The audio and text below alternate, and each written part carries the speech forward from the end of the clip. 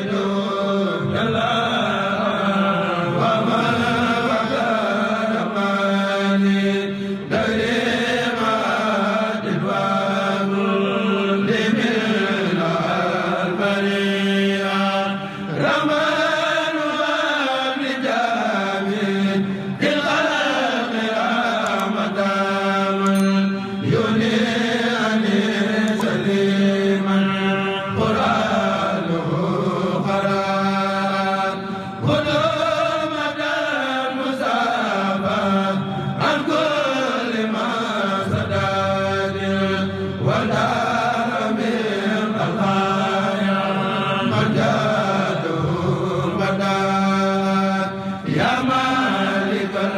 Mulki ya